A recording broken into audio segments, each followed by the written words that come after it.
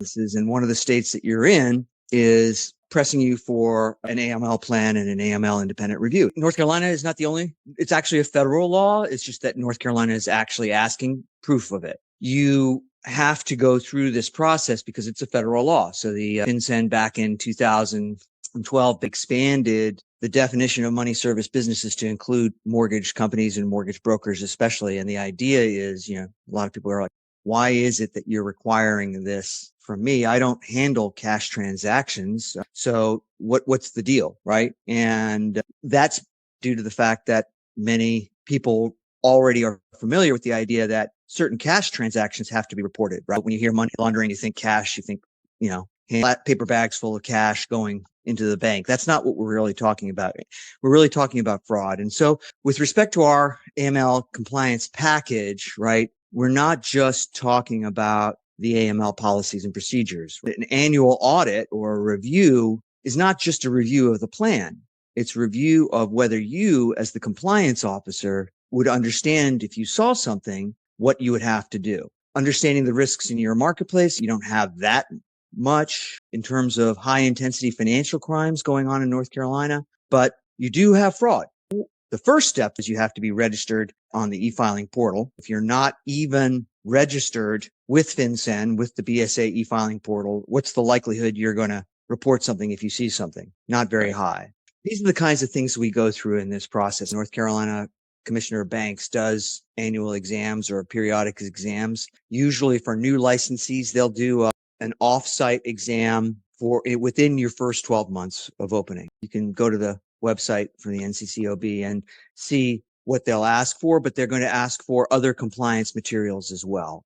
You can follow the one that we have in our quality control plan, or you can go to the NCCOB. They have a stacking order file and checklist as well. So if you just do that, you'll be in great shape, because a lot of the lenders tell you, hey, listen, don't worry about it. You can get an imaged copy of your file after the fact. But have you ever looked at what's in those files and how they're organized? They're not organized. It's just a stack. It's just a data dump, because all they do is take all of the exhibits that they have in that folder and send them back to you.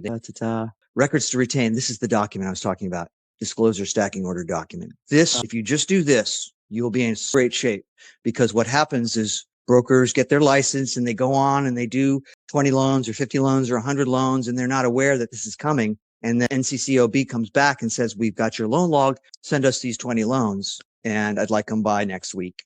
So it's not necessarily that they're going to look at all of these and do a detailed review, but you've got it. You're not spending 2 weeks when you're trying to stay in business. You're not taking away from that time. You're doing this as the loan closes.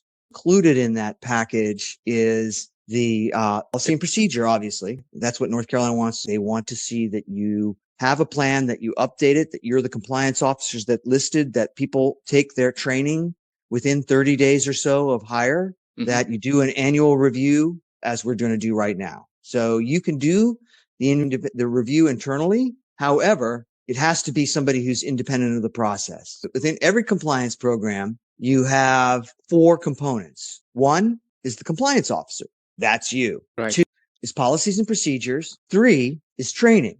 We're giving this employee annual training on AML and fraud detection, because we don't want to find out later that they didn't know about it. The compliance manager training. And that's part of this process that you are going to go through, is to do a little bit of extra training. So the employee must have annual training, but the compliance officer has to have additional training. FinCEN rules suggest 4 hours a year. The annual audit goes towards this third part, the annual audit. So we go through and look not just at your policy.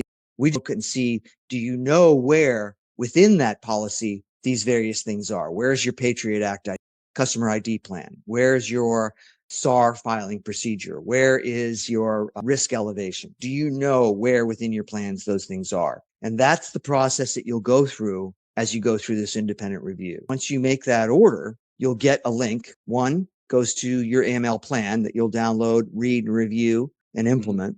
2 goes to the questionnaire that we'll launch when you make that order.